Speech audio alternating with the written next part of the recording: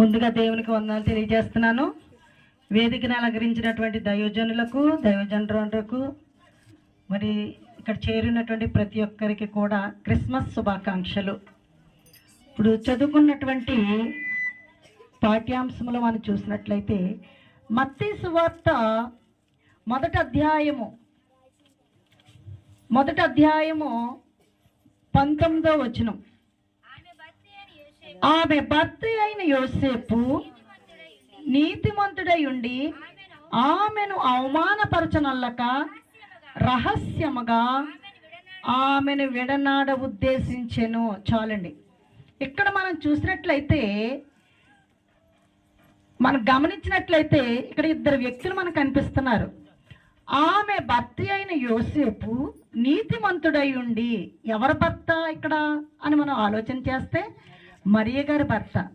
ఇంకా మనం మత్తయి సువార్తలోనే మొదటి అధ్యాయము 18వ వచనంలో చూసినట్లయితే యేసుక్రీస్తు జనన విధం ఎట్లనగా ఆయన తల్లి అయిన మరియ యోసేపునకు ప్రదానము చేయబడిన తరువాత వారేకము కాకమునుపు ఆమె పరిశుద్ధాత్మ వల్ల గర్భవతిగా ఉండెను. చాలు తల్లి. ఇక్కడ యేసుక్రీస్తు జనన విధం మనం చూసినట్లయితే మరి ఎవరంటే గమనించినట్లయితే ఆయన తల్లి అయిన మరియా. ఇక్కడ మరియ గారు మనం చూసినట్లయితే అక్కడ ఏముందంటే వారు ఏకము కాకమునుపు. వారు ఏకం అంటే యోసేపు గారికి మరి మరియ గారిని ప్రదానం చేశారండి. ప్రదానం చేసిన తర్వాత యూదులో ఉన్నటువంటి ఆచారం ఏమిటి అంటే, ప్రదానం అయిపోయిన తర్వాత మరలా వారు ఒక పీరియడ్ని ఏర్పాటు చేస్తారు. ఏమిటి అంటే టెస్టింగ్ పీరియడ్ అంటారండి. టెస్టింగ్ పీరియడ్ అంటే 1 సంవత్సర కాలం ఉంటుందట. వారు ప్రదానం చేసుకున్న తర్వాత 1 సంవత్సరము భార్యాభర్తలు ఇరువురిని అక్కడ ఉంచడం జరుగుతుంది. ఎవరైనా సరే వారిలో మరి నీతిగా ఉండకుండా, ఒకవేళ దారి తప్పినట్లయితే, లేకపోతే స్త్రీ కానీ పురుషుడు కానీ, పరాయి స్త్రీ కానీ పరాయి పురుషుని కానీ వీరు ఏమన్నా పాపం చేసినట్లయితే అటువంటి వారిని ఆ కాలంలో రాళ్లతో కొట్టి చంపే ఆచారం ఉండేదండి ప్రియులారా. దీనికి మన నిదర్శనం ఏమిటి అంటే ద్వితీయోపదేశకాండము 22వ అధ్యాయము 22వ వచనంలోను అక్కడ మనం చూసినట్లయితే అటువంటి స్త్రీల్ని చంపేయడం జరుగుతుంది. అదే విధముగా ఇంకా మనం గమనించినట్లయితే ద్వితీయోపదేశకాండము 24వ అధ్యాయం 1వ వచనంలో కూడా ఏ స్త్రీ అయినా సరే ఆ టెస్టింగ్ పీరియడ్లో ఏ పురుషుడితో అయినా సరే సైనించినట్లయితే ఇక్కడ ప్రదానం చేసుకున్నటువంటి వ్యక్తి ఆ స్త్రీకి పరిత్యాగ పత్రం ఇచ్చే హక్కు ఉందట. మరి ఇక్కడ మనం చూసినట్లయితే 19వ వచనములో ఆమె భర్త అయిన యోసేపు నీతిమంతుడై ఉండి ఆమెను అవమానపరచనల్లక రహస్యముగా విడనాడు ఉద్దేశించెను. యోసేపు గారి గురించి ఆలోచిస్తే ఎంత మంచి భర్త అండి. ప్రదానం చేసిన తర్వాత తన భార్య అయినటువంటి మరియ గర్భవతి అని తెలిసిన తర్వాత అతను ధర్మశాస్త్ర ప్రకారంగా ఆమెను అవమానపరచకుండా, 10 మందిలో పెట్టకుండా, రాళ్లతో చంపకుండా, పరిత్యాగ పత్రం 10 మందిలో ఇవ్వకుండా ఆయన ఏం చేశాడండి? అవమానపరచనల్లకంటే ప్రదానం చేయబడినటువంటి భార్య గర్భవతి అని తెలిసి ఆయన ఏం చేశాడండి? ఆమెను అవమానపరచకుండా విడిచిపెడదామనుకున్నాడటండి. అంటే యోసేపు గారి గురించి బైబిల్ గ్రంథంలో మనకి పూర్తిగా ఎక్కువగా ఇవ్వలేదండి ఆయన చరిత్ర. మార్కు సువార్తలు అయితే ఆయన పేరు అసలు ఉపయోగించలేదు. లూకా సువార్త, మత్తయి సువార్తలు అయితే యోసేపు గారి గురించి మనకు కొన్ని ఇవ్వడం జరిగింది. ఇక్కడ మనం గమనించినట్లయితే యోసేపు గారు ఎవరండి? నీతిమంతుడట, బలవంతుడటండి, యోగ్యుడంట, విధేయుడంటండి, భార్యను అవమానపరిచేవాడు కాదటండి. ఆనాటి కాలంలో ప్రదానం చేయబడినటువంటి ఆ స్త్రీ గర్భవతి అని తెలిసినప్పుడు ఆ యొక్క టెస్టింగ్ పీరియడ్ అంటే అర్థం ఏంటంటే ఆ యొక్క సంవత్సరంలో వారిని గమనించడానికి ఏర్పాటు చేసినటువంటి కాలం అటండి. మరి ఆ టైంలో ఆ స్త్రీ తప్పు చేసింది అని ఏ భర్త అనుకోకుండా ఉంటాడు చెప్పండి? ప్రదానం చేసిన తర్వాత తన భార్య గర్భవతి అని ఆ నోట ఈ నోట అందరి నోట విన్నప్పుడు యోసేపు గారు ఏం చేయాలి? ధర్మశాస్త్రాన్ని ప్రకారంగా ఆమెకు ద్వితీయోపదేశకాండము 24వ అధ్యాయం 1వ వచనం ప్రకారంగా పరిత్యాగ పత్రం ఇవ్వాలండి, విడాకులు ఇవ్వాలి. కానీ ఈమె ఏం చేశాడు తెలుసండి, నీతిమంతుడు. మరి నీతిమంతుడు అనడానికి రుజువు ఏమిటి అని మనం ఆలోచన చేస్తే, మరియ గారు కన్యకగా ఉన్నప్పుడంట, మరి యెరూషలేము దేవాలయంలో ఆమె కన్యకగా ఉన్నప్పుడు, మరి వివాహ సమయంలో ఆమెకు స్వయంవరం జరిగినప్పుడు, మరి చాలా మంది ఆ యొక్క యూదుల్లో చాలా మంది పురుషులు వారు ఒక్కొక్క కర్ర పట్టుకుని వచ్చారటండి. ఏ కర్రలు అంటే ఎండిపోయిన కర్రలు. అవి తీసుకువచ్చి ఆ యెరూషలేము దేవాలయంలో పెట్టినప్పుడు అక్కడ ఉదయానికి ఏ కర్ర అయితే చిగురిస్తుందో ఆ కర్రకు సంబంధించిన వాడే మరియ గారికి భర్త. దేవునికి మహిమ కలుగును గాక. మరి ఈయన నీతిమంతుడు గనుక, ఈయన ఏ పాపము చేయలేదు గనుక యోసేపు గారి యొక్క కర్ర ఆ దేవాది దేవుడు చిగిరింపులాగుని చేశాడు. దేవునికి మహిమ కలుగును గాక. మనం నీతిగా ఉన్నప్పుడు, మన బ్రతుకులో దేవునికి అంగీకారంగా ఉన్నప్పుడు దేవుడు మన జీవితాన్ని కూడా చిగిరింప చేస్తాడండి. దేవునికి మహిమ కలుగును గాక. ఇక్కడ యోసేపు కర్ర చిగిర్చింది గనుక యోసేపుని మరి మరియను యోసేపు గారు ప్రదానం చేసుకున్నారు. ఈ ప్రదానం చేసుకున్న సమయంలో వినరాని మాట ఆయన విన్నాడు, చాలా వేదన చెందాడు. అవమానపరచకుండా విడిచిపెడదాం, ఒక స్త్రీని బాధ పెట్టడం మంచిది కాదు, ఈమె గర్భవతి అయింది, ఎవరి వల్ల అయింది, నా వల్ల అవ్వలేదే. వారు ఏకము కాకమునుపు, వారు ఏకము కాకముంటే వాళ్ళు కలుసుకోకముందు టెస్టింగ్ పీరియడ్లోనే మరి మరియ గారి దగ్గరికి గబ్రియేలు దేవదూత రావడము, మరి ఆమెతో మాట్లాడడం జరిగింది. మరి పరిశుద్ధాత్మ వల్ల గర్భం ధరింపబడుతుందని చెప్పడం జరిగింది. ఆమె విశ్వాసం ఆమెకుంది. మరి ఏ భర్తకైనా సరే భార్య ప్రదానం చేయబడిన తర్వాత ఆ యొక్క టెస్టింగ్ పీరియడ్లో ఆమె గర్భవతి అంటే ఎంత నీతిమంతుడైనా ఏముంటుందండి, బాధ ఉంటుంది, ఇంకా చాలా అనుమానం ఉంటుందండి. ఈ రోజుల్లో ఎంత నీతిగున్నా, ఎంత భక్తుడైనా, ఎంత దైవజనులైనా, ఎటువంటి వారైనా సరే ఆ యొక్క తన భార్య కానీ లేకపోతే ఆ యొక్క స్త్రీ కానీ తప్పు చేసింది అంటే ఊరుకుండే వాళ్ళు ఉన్నారండి ఎవరన్నా? ఎవరు ఊరుకోరు, అవమానపరుస్తాం, లేకపోతే విడాకు పత్రాలు ఇచ్చేస్తామండి. ఇక్కడ యోసేపు గారు అవమానపరచనొల్లక అతను నీతిమంతుడు కనుక రహస్యంగా విడనాడ ఉద్దేశించాడంట. కనుక ఆ బైబిల్లో ఆయన గురించి ప్రస్తావన మనం చూసినట్లయితే కొద్దిగానే ఉంది, కానీ ఇతర గ్రంథాల్లో చూసినట్లయితే యోసేపు గారి యొక్క చరిత్ర అంతెంత కాదటండి. ఏమిటి అంటే ఈయన మరి గొప్ప కుమారుడు, కానీ కుమారుడికి గొప్ప తండ్రి అటండి. ఎందుకంటే పరిశుద్ధాత్మ వల్ల మరియ గారు గర్భం ధరించినప్పుడు విడిచిపెడదాం అనుకున్నప్పుడు ఆయన పడుకున్నప్పుడు గబ్రియేలు దేవదూత ఆయన దగ్గరకు వచ్చి మాట్లాడుతూ ఉంది.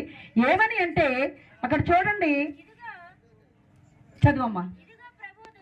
ఇదిగో ప్రభు దూత స్వప్నమందు అతనికి ప్రత్యక్షమై, దావీదు కుమారుడైన యోసేపు, నీ భార్య అయిన మరియను చేర్చుకొనుటకు భయపడకము, ఆమె గర్భము ధరించినది పరిశుద్ధాత్మ వల్ల కలిగినది, ఆమె యొక్క కుమారుని కనును, తన ప్రజలను వారి పాపముల నుండి ఆయనే రక్షించును గనుక ఆయనకి యేసను పేరు పెట్టుమనెను అని దూత చెప్పి వెళ్ళిపోయిన తర్వాత అప్పుడు లెగిచి తన నీతిమంతుడైనా కానీ తన బలహీనతను పక్కన పెట్టి బలపడి, ఆ దూత ఎప్పుడైతే చెప్పిందో తన భార్యని గురించి బలహీనం అయిపోయాడు, కానీ తను బలపడి ఏం చేశాడంటే మరి దూత చెప్పిన విధంగా భార్య దగ్గరికి వెళ్ళి ఆమెను చేర్చుకొని మరి ప్రసవ కాలము వరకు ప్రియులారా ఆమెకు సంరక్షకుడిగా ఉన్నాడు.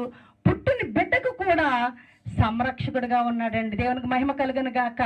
ఎందుకంటే పరిశుద్ధాత్మ వల్ల గర్భము ధరించబడిన తర్వాత ఆ బిడ్డ చిన్నప్పటి నుంచి మరి పెంచి పోషించవలసిన బాధ్యత ఎవరిది అంటే యోసేపు గారిదే అండి. జాగ్రత్తగా గమనించాలి. అయితే మరి ఎన్నో సమస్యలు ఎదుర్కొన్నాడండి ఆ టైంలో. ఏమిటి అంటే నీ భార్య గర్భవతి, నీకు ఇంకా వివాహం కాలేదు, నీ భార్య పరిస్థితి ఏంటి, ఎంతో అవమానాలు పాలు చేశారు, చాలా అవమానాలు పాల్పడ్డాడు. కానీ దేవదూత ఎప్పుడైతే మాట్లాడిందో ప్రియులారా, అక్కడ బలము పుంజుకొని మనుషుల్ని ప్రక్కన పెట్టి దేవుని విషయంలో ఏం చేశాడండి, తన భార్యను చేర్చుకుని మరి యేసుప్రభు వారు పుట్టే వరకు కూడా ఆయన సంరక్షిస్తూ మరి యేసుప్రభు వారిని ఎన్ని సంవత్సరాల వరకు పెంచాడు ఐడియా ఉందండి ఎవరికైనా? బైబిల్లో మనకు చూసినట్లయితే అన్ని బైబిల్లో రాయబడలేదండి. బైబిల్ ప్రింట్ అయినప్పుడే అనేక మంది చరిత్రకారులు మరి మరియ గారి యొక్క తల్లిదండ్రుల గురించి, యోసేపు గారి యొక్క చరిత్ర గురించి చాలా అప్పట్లోనే రాశారు ప్రియులారా. ఇక్కడ మనం చూసినట్లయితే యోసేపు గారు యేసు ప్రభు వారు పుట్టింది మొదలుకొని యేసు ప్రభు వారికి 21 సంవత్సరాలు వచ్చే వరకు బ్రతుకున్నాడటండి. అంటే యేసు ప్రభు వారిని 21 సంవత్సరాల వరకు యోసేపు గారు ఏం చేశారు? పెంచి పోషించారు. దేవునికి మహిమ కలుగును గాక. ఈయన దేవుడని, దేవుని కుమారుడని లోకానికి వచ్చాడని మరియమ్మ గారికి తెలుసు, యోసేపు గారికి తెలుసు, కానీ మిగతా వాళ్ళకి తెలియదు ప్రియులారా. తర్వాత ఈయన చనిపోయాక తిరిగి లేచిన తర్వాత చాలా మంది ఈయన అవమానించారు. ఇప్పటికీ అవమానిస్తున్నారు. అన్యులైనటువంటి వారు ఇప్పటికీ నమ్మరు కదా. కనుక 21 సంవత్సరాలు యేసు ప్రభు వారు వచ్చే వరకు కూడా యోసేపు గారు బ్రతికే ఉన్నారు. అయితే మరి తర్వాత మరి చనిపోయారంటే యోసేపు గారికి 36-37 సంవత్సరాల్లో చనిపోయినట్టు చరిత్రకారులు చెప్తున్నారు. అప్పటికి యేసు ప్రభు వారికి 21 సంవత్సరాలు. అయితే యోసేపు గారిని మనం చూసినట్లయితే యోసేపు గారికి ఏమో 16-17 సంవత్సరాలు ఉండొచ్చంట బాల్య వివాహాల నాటి కాలంలో. మరియమ్మ గారికి ఏమో 14-15 సంవత్సరాలు ఉండొచ్చంట ప్రియులారా. కనుక యేసు ప్రభు వారు 21 సంవత్సరాల వరకు యోసేపు గారు ఉన్నారు. అంత 21 సంవత్సరాల వరకు తన కుమారుడు తనకు పుట్టలేని వాడైనప్పటికీ గమనించండి, ఆ యేసు ప్రభువుని పోషించాడటండి. తర్వాత యోసేపు గారు చనిపోయిన తర్వాత యోసేపు గారి బంధువు అయినటువంటి అరిమతియ యోసేపు, అంటే యేసు ప్రభు వారు చనిపోయిన తర్వాత ఆయన యొక్క దేహాన్ని అడిగి ఆ సమాధిలో పెట్టినట్టు బైబిల్ చెప్తుంది కదా. అటువంటి అరిమతి యోసేపు గారు మరి మరియమ్మ గారికి యోసేపు గారికి దగ్గర బంధువు కనుక వారిని పోషించారటండి. యేసు ప్రభు వారికి 30 సంవత్సరాలు వచ్చిన తర్వాత 3.5 సంవత్సరాలు మాత్రం సేవ చేశారట. అటువంటి యేసేపు గురించి ప్రపంచంలో ఉన్నటువంటి దేశాలు ఆయన గమనించి క్రీస్తు శకము 9వ శతాబ్దంలో ఆయనకి ఒక బిరుదు ఇచ్చారటండి. ఏంటంటే న్యూటరిటరీ డోమిని. న్యూటరిటరీ డోమిని అంటే అర్థం ఏమిటంటే గార్డియన్ ఆఫ్ లార్డ్స్. గార్డియన్ అంటే అర్థము సంరక్షకుడు. తండ్రి లేనటువంటి వారికి తాతలు కానీ వేరొకరు కానీ సంరక్షకులుగా ఉంటారండి, వారిని గార్డియన్ అంటాం. అందుకని ఇతన్ని guardian of lords. Guardian of lords అంటే దేవుడికి ఒక సంరక్షకుడు అటండి. దేవుడికి మహిమ కలుగును గాక. ఈయన బైబిల్ చెబుతూ ఉంది, ఈయన ఏ పని చేసేవారండి యోసేపు గారు? ఏ పని చెప్పాలి? వడ్రంగి. ఈ వడ్రంగి పని ఏమిటి అంటే వీళ్ళు చేసేది ఏంటంటే పూర్వంలో ఇశ్రాయేలీయులు యోధా సాంప్రదాయం ప్రకారంగా ప్రత్యక్షపు గుడారములో వారికి సంబంధించినటువంటి బలిపీఠాన్ని తయారు చేసినటువంటి వ్యక్తులండి వీళ్ళు. దేవునికి మహిమ కలుగును గాక. అయితే ఈ యొక్క యోసేపు వడ్రంగి వాడు అయినప్పటికీ మంచి నిపుణత గలవాడటండి. అందుకని ఈయన చేసినటువంటి వస్తువులు ప్రపంచ ప్రఖ్యాతిగాంచినవి అంట. కనుక ఈయన వడ్రింగివాని కుమారుడు కదా అని ఎందుకు సంబోధించారు అంటే యోసేపు వడ్రింగి పనిలో మంచి తర్పీదు ఉన్నటువంటి వ్యక్తి అటండి. దావీదు కుమారుల్లో మనం చూసినట్లయితే మామూలుగా దావీదు వంశములో సొలొమోను వంశానికి చెందినటువంటి వాడటండి యోసేపు. దేవునికి మహిమ కలుగును గాక. కనుక యోసేపు చాలా ప్రాధాన్యత గలవాడండి.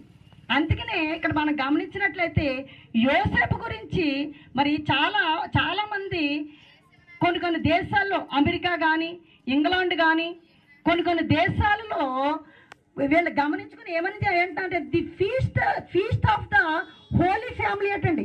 The feast of the holy family అంటే అర్థం ఏంటంటే యోసేపు కుటుంబము ఏంటంటే పవిత్రమైన కుటుంబము. ప్రపంచంలో కొన్ని దేశాలు డిసెంబర్ 30వ తేదీన ప్రపంచవ్యాప్తంగా ఒక పండుగను జరుపుతున్నాయటండి యోసేపు గారి గురించి. ఎందుకు అంటే ఈయన నీతిమంతుడు, అవమానపరచలేదు. ఏ భర్త అయినా సరే ప్రేమగా ఉంటారండి. భార్యలో చిన్న పొరపాటు జరిగిందంటే ఆ భర్త ఏం చేస్తాడంటే మొత్తం చాలా గోల చేసి పడేస్తాడు. ఇక్కడ మరియ గారిని అవమానపరచనల్లక ఆమె ఏం చేశారండి, రహస్యంగా విడనాడాడు గనుక మరి అటువంటి యోసేపు కలిగినటువంటి లక్షణాలు మనం కలిగి ఉండేలాగున పరిశుద్ధాత్మ దేవుడు మనం నడిపించి ఆశీర్వదించును గాక. ఆమేన్.